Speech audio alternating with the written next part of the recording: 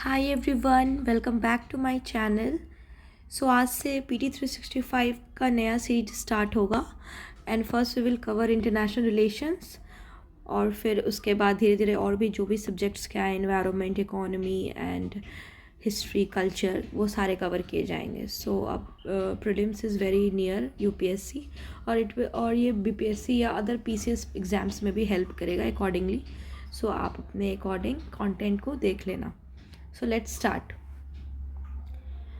Multilateral organisations, जो भी world में मल्टीलेटरल ऑर्गेनाइजेशंस हैं, लाइक ब्रिक्स हो गए, यूएन हो गया, देन आईसीजे एंड जो भी है G4 G7, वो अभी न्यूज़ में जो भी रहे पिछले एक साल में उससे रिलेटेड कि वो क्यों न्यूज़ में रहे, एंड देन थोड़ा उसका स्टैटिक पार्ट हम डिस्कस करेंगे। So let's begin. First is United nation general Assembly. Why it is in news? ये जो है रिजोल्यूशन पास किया for calling Security Council to admit Palestine as a member of the UN. तो एक resolution pass किया गया United General Assembly से to admit that Palestine को as a member of UN admit करने के लिए। ओके, रिजोल्यूशन में does not grant Palestine full membership, ये फुल मेंबरशिप नहीं देता, बट इट रिकॉग्नाइजेज कि जो पैलेस्टीन है वो क्वालिफाइड है to join the UN.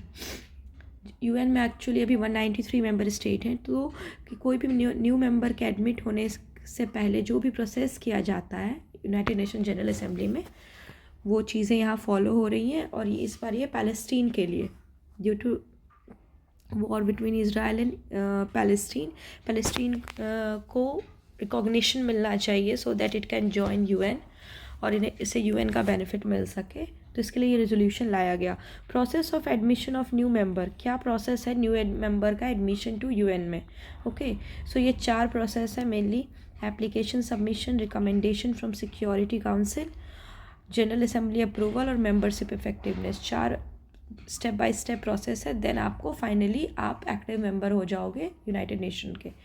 So let's see application submission. पहले एप्लीकेशन सबमिट किया जाता है by the state, concern state, suppose यहाँ पैलेस्टीन है तो पैलेस्टीन, और ये एप्लीकेशन सबमिट होता है सेक्रेटरी जनरल के, जो United nation general secretary general है उनको, accepting the UN charter commitments. उनको एक एप्लीकेशन दिया जाता है कि हम यूएन चार्टर के कमिटमेंट्स को एक्सेप्ट कर रहे हैं, and this application is given to secretary general by the concern state. Okay, recommendation from, उसके बाद सिक्योरिटी काउंसिल की रिकमेंडेशंस चाहिए होती है। नाउ द सिक्योरिटी काउंसिल जो है वो मेनली 15 मेंबर्स हैं, इसमें 5 परमानेंट एंड 10 जो है वो नॉन परमानेंट। ओके, सो सिक्योरिटी काउंसिल की इसमें रिकमेंडेशन लेनी होती है, जिसमें 9 आउट ऑफ 5 अफर्मेटिव वोट्स चाहिए, मतलब आउट ऑफ 15 आपको मिनिमम 9 चाहिए at least to get the recommendation from Security Council members. और जिसमें जो परमानेंट मेंबर है 5, ये सारे राजी होने चाहिए इनको। इसमें से 10 में से आपको यदि 4 अग्री करेंगे देन इट विल बिकम 9 और आपको मिल जाएगा रिकमेंडेशन। बट ये P5 में एक भी ऐसा मेंबर नहीं होना चाहिए जो अपोज करे उस रिजोल्यूशन को। So with none of the 5 permanent council member voting against, कोई भी ऐसा permanent council member vote against नहीं करना चाहिए। देन जनरल असेंबली, उसके बाद जब यहाँ से रिकमेंडेशन मिल जाएगी तो जनरल असेंबली में इस चीज़ को प्रेजेंट किया जाएगा और वहाँ से अप्रूवल लिया जाएगा। सो यूनाइटेड नेशन के अभी 193 मेंबर स्टेट है, तो जनरल असेंबली में अप्रूवल के लिए आपको 2/3 मेजॉरिटी होनी चाहिए, and after getting 2/3 majority to that state, membership जो है वो इफ़ेक्टिव हो जाएगा, रिजोल्यूशन अडॉप्ट हो जाएगा when the 2/3 majority agrees, और उसके बाद that concerned state becomes the qualified to join the UN. So this was all about the Palestine recognition for joining the UN. अब यूनाइटेड नेशन जनरल असेंबली का static part देखते हैं। It was founded in 1945 as one of the 6 principal organ. 6 organ है United nation के, जिसमें ये 1 of the 6 है, and comprises 193 UN member states. Voting जो है वो हर मेंबर के पास एक वोट है, एंड डिसीजन जो है वो इम्पॉर्टेंट डिसीजन, जैसे कि इसराइल पैलेस्टीन में पैलेस्टीन एज अ मेंबर उसको रिकॉग्नाइज करना एक अलग स्टेट के रूप में, it was a very important ना, ग्लोबली ये बहुत चीज़ों को अफेक्ट कर रहा था। दैट्स वाई यहाँ पे इंपॉर्टेंट इश्यूज़ पे 2/3 मेजॉरिटी होती है। सेशंस ये एनुअली मीट करते हैं रेगुलर सेशन में, जो सितंबर से स्टार्ट होता है, और कभी कभी स्पेशल सेशंस भी ज़रूरत पड़ने पे किया जाता है। प्रेसिडेंसी जो है इट रोटेट्स एनुअली रोटेट होती है among member states 5 geographical region में जो डिवाइडेड है उनके हिसाब से। ओवरव्यू ऑफ UNGA फंक्शंस, क्या फंक्शंस है UNGA के? पास रिजोल्यूशन पास करना, इलेक्ट करना मेंबर्स को, budget approve and discussing global issues. Non binding resolution pass होते हैं विथ पॉलिटिकल एंड मोरल, जो भी चल रहा है ग्लोबली उससे रिलेटेड। देन ये अपने नॉन परमानेंट मेंबर को इलेक्ट करते हैं। परमानेंट मेंबर तो फिक्स है आपका, तो नॉन परमानेंट हर 2 साल पे उसके इलेक्शंस होते हैं। तो non permanent security Council members को इलेक्ट किया जाता है, और other UN bodies. Approve budget जो है UN का उसको सैंक्शन किया जाता है। देन ग्लोबल इशूज़, जो भी नेशनल ग्लोबल इश्यूज़ हैं जो अफेक्ट कर रही हैं ग्लोबली हर चीज़ में, उनको डिस्कस किया जाता है यहाँ पे। एक और न्यूज़ है related with it, pact for the future. UN जो है United Nation adopted pact for the future at UN summit for the future. UN summit for the future में pact for the future adopt किया गया। And what is this? It is design to address 21st century challenges, जो भी 21st century में जो current challenges जैसे climate change, pollution, then global security, immigration, इन सब चैलेंजेस को इसमें इस पैक्ट को डिज़ाइन किया गया है इन चैलेंजेस को सॉल्व करने के लिए। Pact for the future. Annexures of pact for the futures क्या है? ग्लोबल एग्रीमेंट जो है digital compact, means regulating AI और डिजिटल टेक्नोलॉजी को हमें रेगुलेट करना है सो दैट सस्टेनेबल डेवलपमेंट हो सके, और जो भी डिजिटल डिवाइड है, जो गैप क्रिएटेड है, साइबर सिक्योरिटी है, मिसयूज़ है, उन सबों को ठीक किया जाए। डिक्लेरेशन ऑन फ्यूचर जनरेशन पे भी डिक्लेरेशन लिया गया to secure the wellbeing. Future generation के वेलबींग को सिक्योर करने के लिए हम sustainable environment and intergenerational equity, means inequality को कम करना है so that our future can become well, and जो भी फ्यूचर में आने वाले लोग हैं उनके लिए हम अपने फ्यूचर को सही रख सकें। Next and United nation security Council. United nation security Council news में white positive news because it elected Denmark, Greece, Pakistan, Panama and Somalia. ये 5 जो है Denmark, Greece, Pakistan, Panama and Somalia, ये इस इलेक्ट हुए हैं नॉन परमानेंट मेंबर्स के रूप में for 2 year term.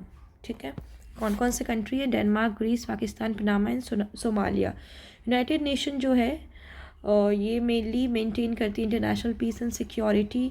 It was established by UN charter in 1945, और ये 15 मेंबर्स है जो अभी मैंने ऑलरेडी बताया, 5 परमानेंट एंड 10 नॉन परमानेंट, जो इलेक्ट किए जाते हैं 2 ईयर टर्म पे। परमानेंट के पास तो वीटो पावर है और यहाँ इलेक्शंस नहीं होती, ये फिक्स है। China, France, Russia, UK and US इसको ही रिफॉर्म करने की बात चल रही है।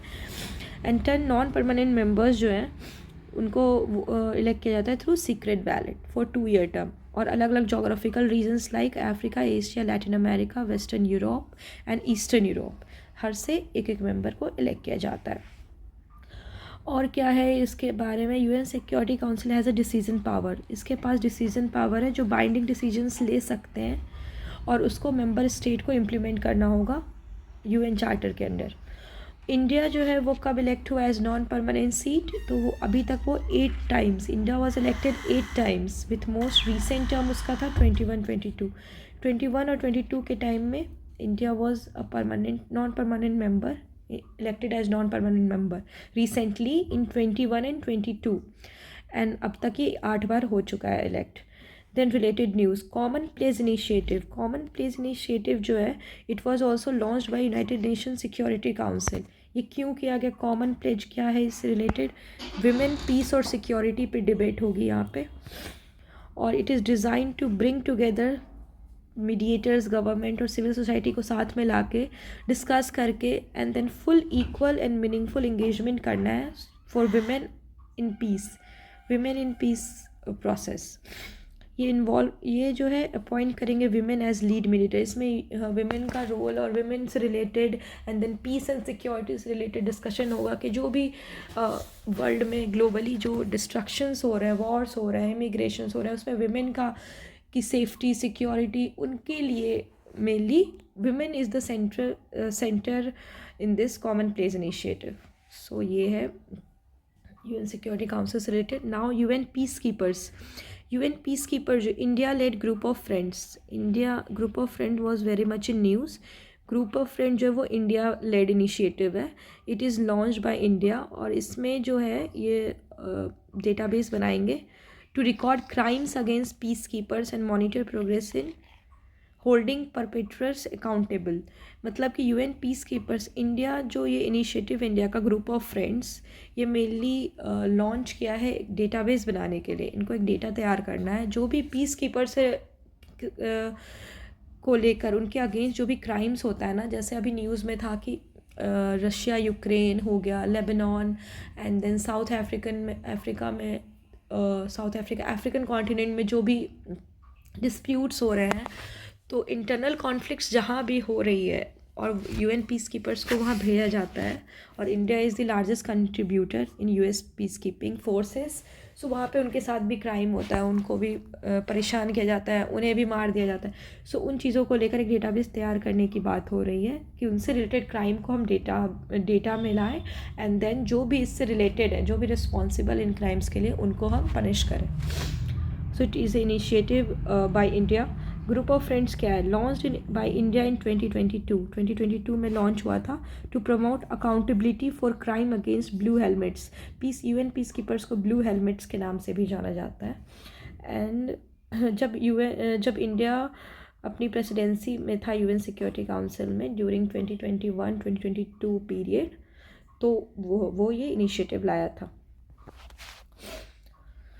Okay, so UN peace keeping के बारे में थोड़ा देख ले. Started in 1948 with UN military observers in West Asia for armistice agreement. West Asia में मेनली ये स्टार्ट किया गया था in 1948. Assist countries in transitioning from जो भी कंट्रीज़ में कन्फ्लिक्ट्स चल रहे हैं, इंटरनल कन्फ्लिक्ट्स या आउटसाइड से जो भी डिस्टर्बेंसेस हैं, उसके लिए इनको असिस्ट करते हैं ये दूसरे से कंट्री में जा कर के, सो दैट वहाँ पर पीस लाया जा सके. प्रिंसिपल्स क्या है? Consent, impartiality, non use of force. ये फोर्स यूज़ नहीं करते except in self defence and mandate defence. Blue helmets, they wear distinctive blue helmets, that's why they are called blue helmet. Peacekeeper का जो deployment है, जो इससे related कौन इसके लिए रिस्पॉन्सिबल है? Security council. सिक्योरिटी काउंसिल ये डिटरमाइन करेगा कि पीस कीपिंग जो है यूएन का वो डिप्लॉय होना है बाय अडॉप्टिंग अ रिजोल्यूशन. इसके लिए एक रिजोल्यूशन पास करता है यूनाइटेड नेशन जनरल असेंबली में. इनके लिए अलग से बजट एंड रिसोर्सेज भी अप्रूव किए जाते हैं in general assembly. And then every member state of UN is legally obligated. Means कि हर मेंबर स्टेट जो है ना वो ऑब्लिगेटेड है लीगली टू पे रिस्पेक्टिव शेयर. उनको अपना शेयर देना है टुवर्ड्स पीस कीपिंग. हर मेंबर के लिए ये ऑब्लिगेशन से मैंडेटरी है. डिपार्टमेंट ऑफ पीस ऑपरेशंस जो है यूएन का, यूनाइटेड नेशन के अंदर डिपार्टमेंट ऑफ पीस ऑपरेशंस जो है वो पॉलिटिकल और एग्जीक्यूटिव डायरेक्शन देता है इनको, इन ऑपरेशंस को, पीस कीपिंग ऑपरेशंस को. और यूनाइटेड नेशन पीस कीपिंग जो है ये इनको नोबेल प्राइज़ भी मिला था because they play a very important role in transitioning the region from conflict to peace. ठीक है, इनका बहुत बड़ा रोल है इन मेंटेनिंग. अभी गाजा में डिप्लॉय हुए थे ये, देन यूक्रेन में. they play a very important because they don't use force and they help people. So that's why इनको नोबेल पीस प्राइज़ भी मिला था इन 1988. इंडिया का क्या कॉन्ट्रीब्यूशन है? इंडिया जो है वो first to send all women. India जो है फर्स्ट ऐसी कंट्री है जिसने ऑल विमेन यूनिट भेजा था यूएन पीस कीपिंग में टू लाइबेरिया. अफ्रीका में है ये लाइबेरिया. तो यहाँ पे India is the first country जो ऑल ह्यूमन यूनिट, जिसमें सिर्फ विमेन थे, उन पीस कीपर्स को ये भेजा था. India also is one of the largest UN peace keeping contributors. Already मैं पहले भी बताई हूँ कि यूएन जो है one of the largest UNP के कॉन्ट्रीब्यूटर्स है. अब और क्या क्या डेवलपमेंट रिलेटेड टू यूएन हुए हैं? सो यूएन में United nation economic social commission for Asia and Pacific, UN escape. So economic and social survey of Asia और पैसिफिक रिपोर्ट रिलीज़ हुई है.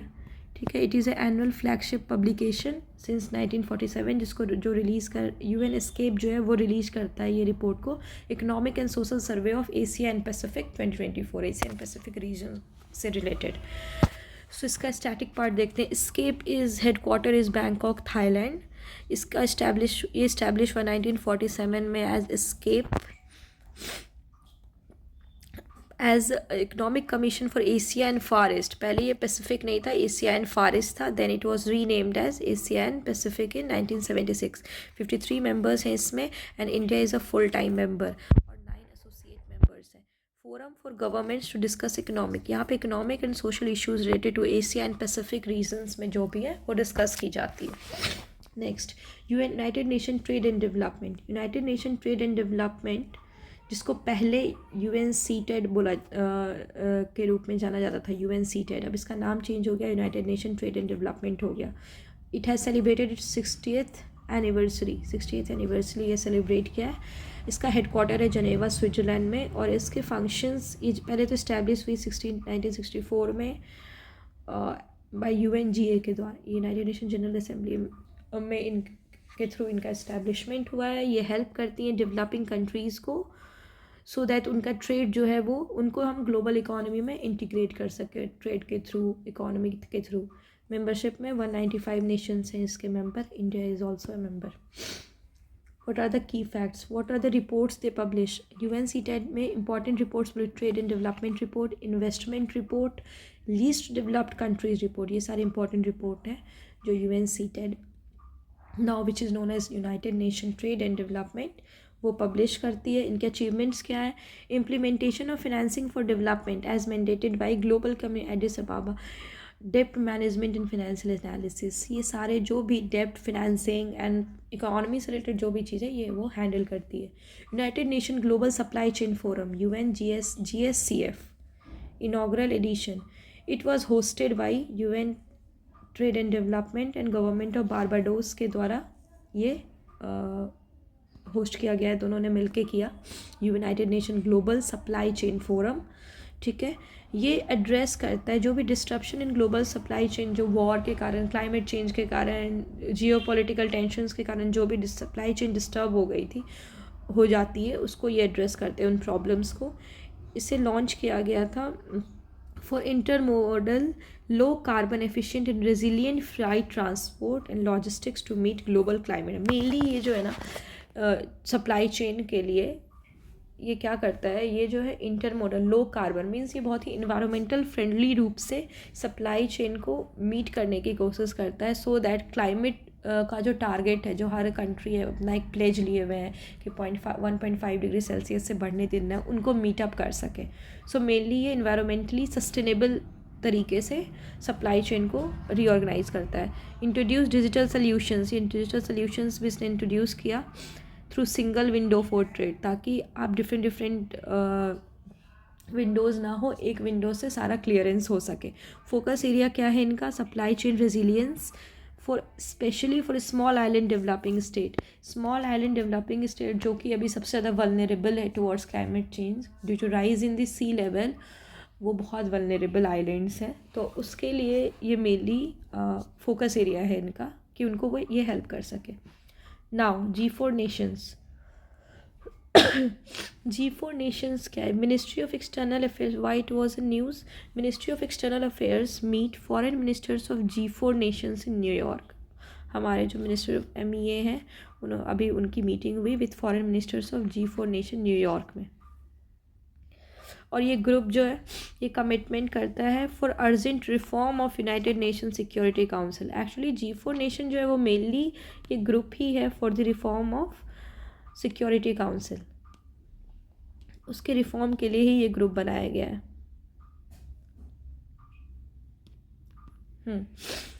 एंड अभी उनकी मीटिंग हुई है न्यूयॉर्क में. और इसका देख लेते हैं कौन कौन से इसमें नेशंस इंक्लूडेड हैं. Brazil, Germany, India and Japan. These 4 make G4 nations. They want to reform united nation security council. उसमें ये रिफॉर्म चाहते हैं. उसके बाद सपोर्ट ईच अदर, एक दूसरे को ये परमानेंट UNSC सीट्स दिलाने के लिए सपोर्ट करते हैं कि हम भी जो परमानेंट मेंबर जो हैं 5 उसको एक्सटेंड किया जाए और इनको भी मिले परमानेंट मेंबरशिप. तो एक दूसरे को उसके लिए सपोर्ट करते हैं. Increasing UN membership to 2025-26. ये चाहते हैं कि यूनाइटेड नेशन सिक्योरिटी काउंसिल की मेंबरशिप जो है अभी जो 15 है वो 25-26 के रेंज में हो जाए विथ 6 परमानेंट. जिसमें 6 परमानेंट मेंबर्स हो और 4 to 5 नॉन परमानेंट। इनका ये ऑब्जेक्टिव है। अब है about uniting for consensus, UFC। It is a group of countries. अब UFC भी इससे रिलेटेड इसलिए है यहाँ पे न्यूज़ में, बिकॉज ये जो है ये ऐसी कंट्रीज़ है जो इस G4 नेशंस के प्रपोजल को अपोज करती है, इसके अगेंस्ट है। कि जो G4 नेशन है वो चाहते हैं कि उन्हें परमानेंट सीट मिले in United nation security council, और ये यूनाइटिंग फॉर कंसेंसस ये भी ग्रुप ऑफ कंट्रीज़ है जो नहीं चाहती कि इनका ये रिक्वेस्ट जो है वो पूरा हो। अब इसमें कौन कौन सी कंट्रीज़ इन्वॉल्व है? Argentina, Canada, Colombia, Costa Rica, Italy, Malta, Mexico, Pakistan, republic of Korea, San Marino, Spain and Turkey. ये सारे कंट्रीज़ जो है मिलके यूनाइटिंग फॉर कंसेंसस कंट्रीज़ हैं जो अपोज करती है G4 नेशंस को, इसीलिए इसको कॉफ़ी क्लब भी कहा जाता है इन कंट्रीज़ को। सो बस यही था ये न्यूज़ में। International criminal court, international criminal court बहुत ज़्यादा न्यूज़ में था ड्यू टू मेनी रीजंस। तो अब देखते हैं क्या हुआ इसमें। इज़राइल PM के लिए अरेस्ट वारंट इशू किया गया यहाँ से, and Hamas leader to for crime against humanity and war. अब इज़राइल में जो वॉर हो रहा है अगेंस्ट पैलेस्टीन एंड देन फिर लेबनान से भी हो गया, तो क्योंकि हमास ने अटैक किया था इज़राइल में, तो हमास लीडर को भी एंड देन इज़राइल जो रिटेलिएट किया थ्रू वेपन्स, और इसके कारण बहुत सारे सिविलियंस अपना लाइफ लॉस किए। सिविलियंस का जो है उन्हें अपनी डिस्ट्रक्शन हुआ है उनके लिए। तो दैट्स वाई ICC जो है वो अरेस्ट वारंट इशू किया है for both of them to crime against humanity, क्योंकि बहुत सारे इनोसेंट लाइव्स गई हैं वॉर क्राइम से रिलेटेड। इन मार्च 2023 ये इशू हुआ है against Russia president also over Ukraine Russia में जो वॉर चल रहा है ना, उसमें भी ये रशियन के प्रेसिडेंट के अगेंस्ट उस टाइम इशू किया गया था। इसके कॉन्सिक्वेंसेस क्या होते हैं इसके कि अक्यूज फेस अरेस्ट और रिस्ट्रिक्टेड, उनका जो भी इसमें जिनके भी अगेंस्ट अरेस्ट वारंट इशू किया जाता है बाई ICC, उनको फेस अरेस्ट किया जाता है या उनके मूवमेंट को रिस्ट्रिक्ट कर दिया जाता है, और सब मेंबर स्टेट्स को इससे कंप्लाई करना होता है, मींस इससे अग्री करना होता है दैट उनका मूवमेंट ना हो कहीं भी और उन्हें अरेस्ट मोड में रखा जाए। अब क्या है ये ICC, इसके बारे में देख लें। First permanent international court to prosecute serious international crimes, ये पहला परमानेंट इंटरनेशनल कोर्ट है टू जो इंटरनेशनल क्राइम जो सीरियस इंटरनेशनल क्राइम्स हैं उनको लेकर पनिशमेंट देती है। Rome statute is very important क्योंकि it is related with ICC। तो ये अडॉप्ट किया गया 1998 में और इसके थ्रू ही ICC की इस्टेब्लिशमेंट हुई है। कौन कौन से क्राइम्स इन्वॉल्व इसमें? Genocide, crimes against humanity, war crimes and aggression. तो ये चारों क्राइम्स के अंदर जो भी एक्यूज है उनको पनिशमेंट दिया जाता है। मेंबरशिप 124 स्टेट पार्टीज इसमें मेंबर है इनकी, और पैलेस्टीन जो है वो 123rd मेंबर बना in 2015। Malaysia is the 124th member in 2019। Malaysia is the recent member और पैलेस्टीन भी इसका मेंबर है। India, Israel, US, Russia and China इसके मेंबर नहीं है। वेरी इंपॉर्टेंट कि India, Israel, US, Russia and China they are not members of ICC। They do not ratified the Rome statute. Enforcement, ICC decisions के जो enforcement क्या है, it's binding. ये binding है, वॉलंटरी नहीं है, it's binding to all the member states. अब now comparison ICC and ICC अभी हम पढ़े रोम स्टैचूज जेनेसिस है इनका, बट ICJ जो है ना ये UN से रिलेटेड है, UN चार्टर से। इनको इस्टेब्लिश किया गया through UN charter in 1945। Then headquarter, ICC headquarter is in Hague, Netherlands, और इस ICJ भी जो है ये भी हैग में ही है, पीस पैलेस नीदरलैंड में।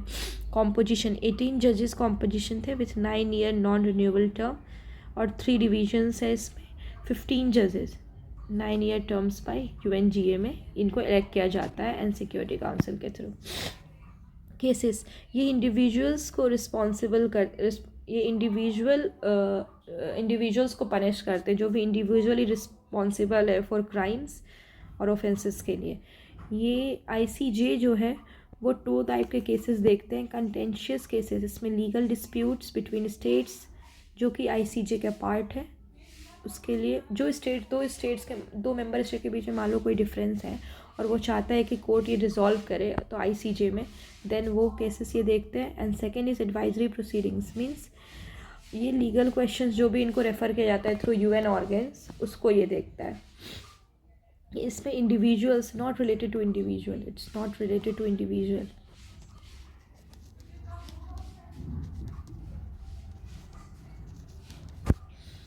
Now BRICS is in news. 16th BRICS summit अभी हुआ इन कजान, रशिया. ठीक है, ब्रिक्स की जेनेसिस हुई है. Term is coined by British economist. And BRICS formally at the G8 outreach summit 2006 में. फर्स्ट ब्रिक्स समिट जो है हुआ था वो रशिया में हुआ था इन 2009. मेंबरशिप क्या, ओरिजिनल 5 मेंबर थे इनके, Brazil, Russia, India, China. Brazil, Russia, India and China. Then South Africa join later in 2010. तो इससे फिर ब्रिक्स हो गया ये. Then new members also join, Egypt, Ethiopia, Iran, United UAE and Indonesia. These are the new members जो पिछले साल join हुए in BRICS. Indonesia became the first South East Asian member. Indonesia is the first South East Asian member जो BRICS को जिन्होंने join किया है. Saudi Arabia भी ज्वाइन करना था इनको भी, बट अभी तक इन्होंने फॉर्मल डिसीजन नहीं बनाया to join the BRICS. So how many members are there? Brazil, Russia, India, China, South Africa, Egypt, Ethiopia, Iran, UAE, Indonesia. So now the BRICS compose of 10 members. Secretariat है इनका, कोई permanent secretariat नहीं है.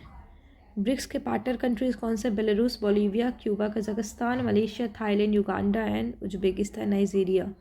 तो Malaysia, Thailand ये सब इनके partner countries हैं, but they are not members. क्या क्या इनिशिएटिव्स हैं? Important initiative, new development bank. They establish new development bank to fund infrastructure projects in BRICS countries and emerging economies. New development bank जिसका headquarter Shanghai, China में है. और ये bank जो है equal representations and voting powers है इसमें all members के. जेनेसिस हुआ था, it was establish in 6th BRICS summit Brazil में इन 2014. अब है कंटिजेंट रिजर्व अरेंजमेंट प्रोवाइड्स. ये जो है ना, ये फिनेंशियल अरेंजमेंट है, ये प्रोवाइड करते हैं short term liquidity support to member nation. BRICS के जो मेंबर नेशन है ना, यदि उनको कोई बैलेंस ऑफ पेमेंट क्राइसिस उनकी हो रही है तो ये प्रोवाइड करते हैं. ब्रिक्स ग्रीन चैलेंज, ये रशिया लेड इनिशिएटिव है जो कि फेयर एंड इक्विटेबल ट्रेडिंग, ये मेनली इंश्योर करता है जो भी एग्रीकल्चर प्रोडक्ट्स हैं उसको लेकर इक्वल मतलब फेयर ट्रेडिंग हो within BRICS nations, so that food security जो है वो इन्हांस हो सके.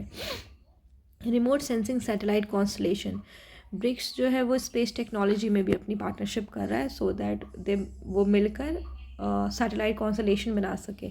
ब्रिक्स क्रॉस बॉर्डर पेमेंट, अब अभी डिजिटलाइज पेमेंट भी हो रहा है in BRICS member countries so that dollar जो है वो कम किया जाए उसका यूज़, और मेंबर कंट्रीज़ अपने करेंसी को यूज़ कर सके for the settlement of payments, offering alternative to SWIFT for BRICS nation. So ये मेनली ब्रिक्स के लिए ही है. So these are the 5 main initiatives. Now, association ASEAN, Association for Southeast Asian Nations. Prime minister जो है अभी participate किया on 21st ASEAN India summit. और ये हुआ कहाँ था? लाओ PDR, वायंटियन लाओ PDR में. ओके, सो हमारे PM जो है वो पार्टिसिपेट किए 21st एशियान इंडिया समिट में. और व्हाट इज़ एशियान, कहाँ है इनका हेडक्वार्टर? जकार्ता, इंडोनेशिया में है. अब इनके बारे में देखते हैं. 90 बैंकॉक में इनके का इस्टेब्लिशमेंट हुआ था बाई से साइनिंग ऑफ एशियान डिक्लेरेशन को साइन करके, also known as Bangkok declaration.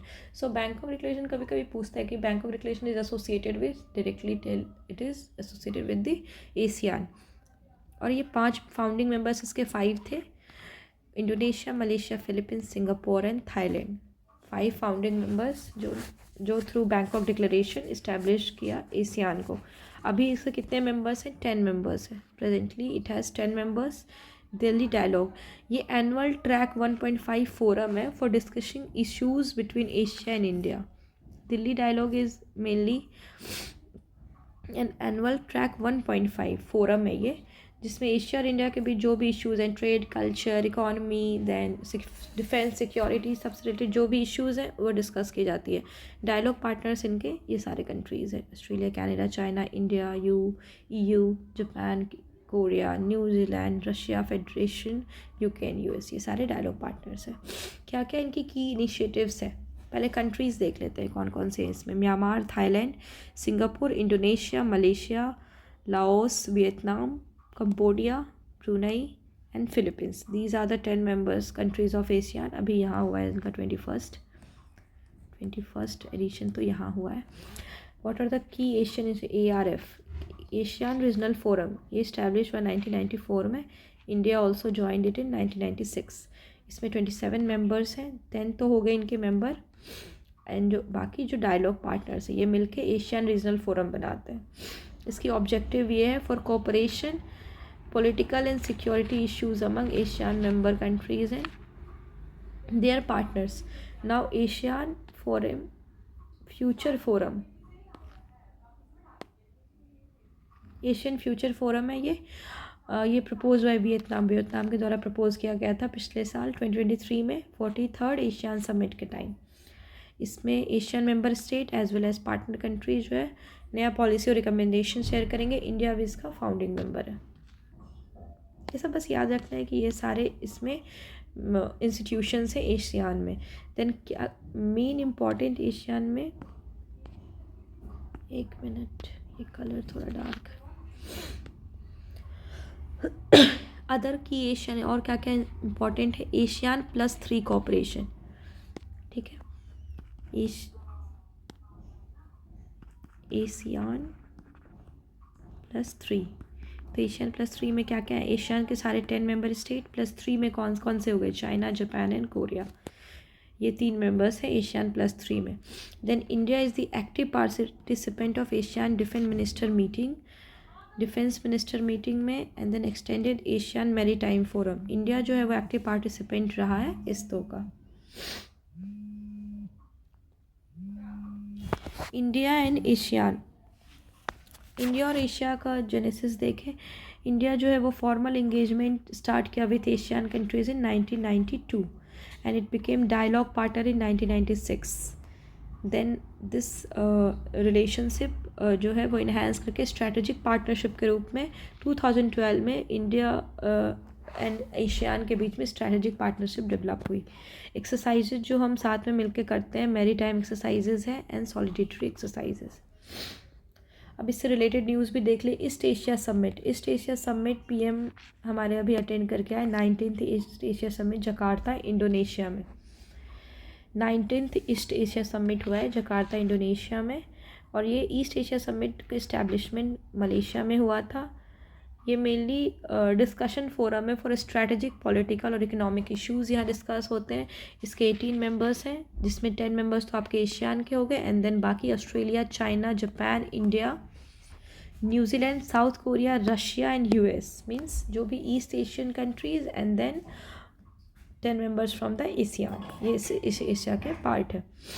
Priority areas क्या क्या है इनके, इन्वायरमेंट और energy, education, finance, global health issues, natural disaster management and ASEAN connectivity, ये इनके फंडामेंटल एरियाज़ है फॉर कोऑपरेशन।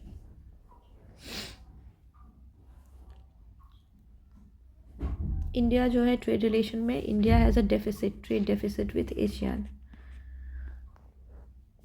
और ये 5th joint ASEAN India trade and good agreement, ये जॉइंट कमेटी थी, ये भी जकार्ता में हुई है टू रिव्यू दिस अग्रीमेंट, और इंडिया जो है इसमें ट्रेड डेफिसिट है।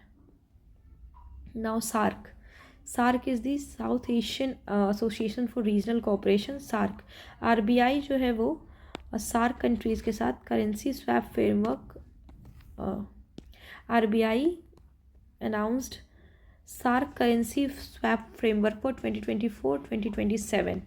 करेंसी स्वैप फ्रेमवर्क जो है RBI जो है वो अनाउंस किया विथ सार्क कंट्रीज़। अब ये करेंसी स्वैप फ्रेमवर्क क्या है देखते हैं। फॉर 2024 to 2024, 3 साल के लिए ये एक कॉन्ट्रैक्ट है जिसमें 2 कंट्रीज़ जो है वो अपने करेंसीज एक्सचेंज करेंगे at a set rate, and then to re exchange those currencies, जो भी अग्रीड फर्दर जो रेट अग्री किया जाएगा उसमें करेंगे. So mainly currency swap agreement होता है कि कोई भी जो सेंट्रल बैंक है किसी भी कंट्री की, दो कंसर्न कंट्री की, वो करेंसी एक्सचेंज करती है सेट रेट पे, and then further the exchange rate change करना होगा तो वो साथ में म्यूचुअली डिसाइड करते हैं. कौन कौन अदर सिग्निफिकेंट CSA और क्या क्या इसके हैं करेंट एग्रीमेंट किसके किसके साथ है? इंडिया के ब्रिक्स के साथ है जो साइंड हुआ था कंटीजेंट रिजर्व एग्रीमेंट 2015 में. जापान बायलैटरल CSA जापान और इंडिया के साथ भी हुआ है $75 बिलियन का. एंड अदर में UAE के साथ हुआ है. देन इंडिया श्रीलंका, इनके साथ भी इनका करेंसी स्वैप एग्रीमेंट हुआ है इंडिया का. So SAARC, BRICS, India Japan and India UAE, Indian Sri Lanka. क्या है सार्क? सार्क की सेक्रेटेरिएट है काठमांडू नेपाल में. इसका इस्टेब्लिशमेंट हुआ 1985 में through SAARC chapter in Dhaka. Membership कौन है इसमें? India, Bangladesh, Afghanistan, Bhutan, Maldives, Nepal, Pakistan and Sri Lanka. Mainly India and its neighbouring countries are part of SAARC. क्या क्या इसके फैक्ट्स हैं? डिसीजन जो है वो taken on the basis of unanimity. Decision सारे एक साथ लिए जाते हैं. बायलैटरल एंड कंटेशियस इश्यूज जो है वो यहाँ डिस्कस नहीं होते. मेनली जैसे दो कंट्री के बीच में कोई डिफरेंस है या कुछ कोऑपरेशन भी हो तो ये वो यहाँ डिस्कस नहीं होती है. Key SAARC initiatives include SAFTA agreement. SAFTA agreement है जो फ्री ट्रेड एरिया से रिलेटेड है. Then food bank, then trade in service, ये सारे सार्क इनिशिएटिव्स हैं. और इंडिया जो है वो लॉन्च किया साउथ एशिया सैटेलाइट इन GSAT, साउथ एशिया सैटेलाइट. तो ये भी एक पार्ट है सार्क का. सार्क जो है अभी थोड़ा डॉर्मेंट चल रहा है, इतनी फंक्शनिंग नहीं है इसकी, सो दैट्स वाई इसमें इतना कुछ है नहीं. अब है BIMSTEC. BIMSTEC is also related with the Bay of Bengal and India के लिए ये इम्पॉर्टेंट है. बिम्स्टेक को लीगल पर्सनैलिटी का, it is accepted as a legal personality. जब इसकी चार्टर के बाद इसको एक लीगल पर्सन के रूप में डिनोट किया जाता है. बिम्स्टेक चार्टर जो है वो साइंड एंड अडॉप्ट किया गया during 5th summit in Sri Lanka. Sri Lanka 2022 में इसके चार्टर को अडॉप्ट किया गया एंड साइन किया गया 5th समिट इन श्रीलंका. ठीक है, ये फाउंडेशनल डॉक्यूमेंट है जो गोल्स प्रिंसिपल्स जो भी हैं वो इसके चार्टर में लिखे हुए हैं. और ये इंडोर्स किया गया बाय नेपाल एंड देन धीरे धीरे सारे मेंबर स्टेट जो भी है वो इसको रेटिफाई किए. और ये चार्टर जो है ये आया है इनटू फोर्स ऑन 20 मई 2024, मतलब पिछले साल ही ये चार्टर इनकी इनएक्टिव हुई है. इसकी सेक्रेटेरिएट है ढाका बांग्लादेश में. और क्या क्या इसका देखते हैं स्टैटिक.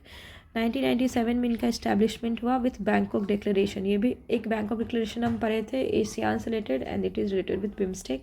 इसके मेंबरशिप कंट्रीज़ हैं Bangladesh, India, Sri Lanka, Thailand, Myanmar, Nepal and Bhutan. जो भी ये सारे कंट्री जो बे ऑफ बंगाल से अपना बॉर्डर शेयर करते हैं वो सारे बिम्स्टेक के पार्ट हैं. ये मेनली क्या इसकी ऑब्जेक्टिव क्या है? इकोनॉमिक डेवलपमेंट, सोशल प्रोग्रेस और peace across Bay of Bengal region. तो ये रीजनल फोरम है एक टाइप का. की फैक्ट्स क्या क्या है बिम्स्टेक से रिलेटेड? मेजर प्रोजेक्ट्स में ट्रांसपोर्ट कनेक्टिविटी है. प्रिंसिपल क्या है? Sovereign equal territorial integrity, political independence, non interference in internal affairs, peaceful coexistence. तो ये सारे इसके प्रिंसिपल्स हैं. फोकस एरिया में trade, environment, climate change, security, agriculture, food security, people contact, culture, innovation, connectivity, science, ये सारे फोकस एरिया हैं. और एक्सरसाइजेज भी होती है इनकी आपस में, जो ये एक्सरसाइज कराते हैं ये डिज़ास्टर मैनेजमेंट एक्सरसाइज होती है इनकी. Very important organisation is Quad. Quad is very important. अभी US में रिप्रेजेंटेटिव्स जो हैं वो पास किए हैं एक मीन्स पास हुआ है एक resolution to strengthen the US, Australia, India, Japan cooperation. मतलब क्वाड को स्ट्रेंथन करने के लिए एक एक्ट को पास किया गया है. और इस बार PM of India attended. PMO जो है हमारे प्राइम मिनिस्टर वो अटेंड किए quad leaders summit in Wilmington US में. इस बार क्वाड जो है कहाँ हुआ था? US में हुआ था. Next year India will host the quad leader summit. उसके कारण विल्मिंगटन डिक्लेरेशन साइन हुआ. देन की अनाउंसमेंट्स क्या है? क्वाड कैंसर मॉनसून, कैंसर से रिलेटेड यहाँ पे पार्टनरशिप की गई है. और ये कौन से कैंसर से रिलेटेड? Cervical cancer. तो ये इम्पॉर्टेंट है। फिर क्वाड पोर्ट्स डेवलप किए जाएंगे for the sustainable port infrastructure and trade को बेटर इंश्योर करने के लिए। Then maritime initiative for training in the Indo Pacific. तो इसमें मैरी टाइम जो अवेयरनेस है और जो भी इनिशिएटिव्स हैं उनको और ज़्यादा बढ़ाया जाएगा। Then Quad at sea ship observer mission in 2025।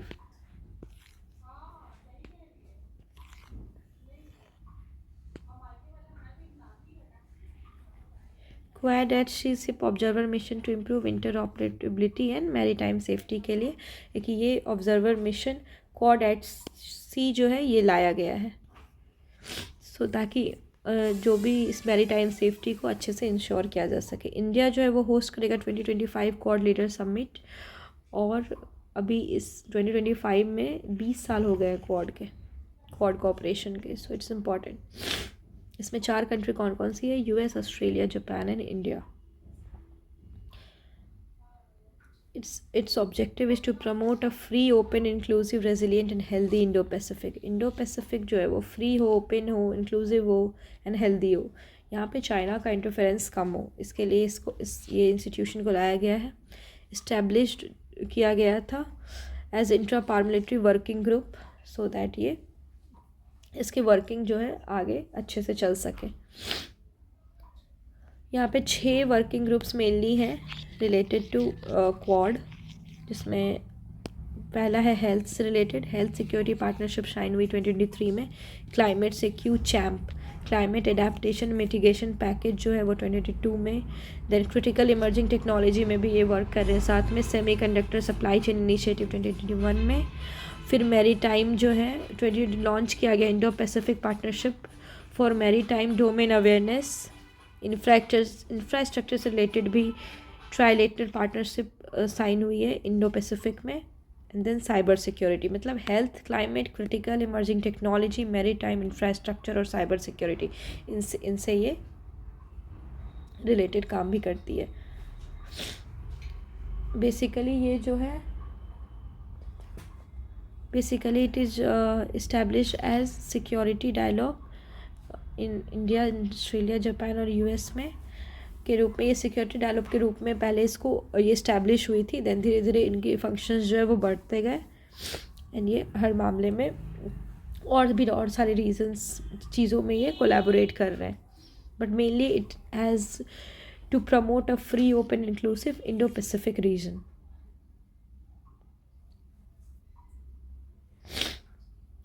Squad US जो है वो लॉन्च किया है स्क्वाड इन 2024, और ये न्यू 4-वे सिक्योरिटी अरेंजमेंट है यूएस, ऑस्ट्रेलिया, फिलीपींस और जापान। ये चेंज में था कि स्क्वाड जो है इट विल रिप्लेस स्क्वाड। तो स्क्वाड और क्वाड में डिफरेंस क्या है? यूएस, ऑस्ट्रेलिया, जापान दोनों में सेम है, बस क्वाड में India is the member and यहाँ पे फिलीपींस है। सो ये मेनली चाइना के मिलिट्री जो इंटरफेरेंस है इन साउथ चाइना से, उसको काउंटर करने के लिए ये स्क्वाड बनाया गया है।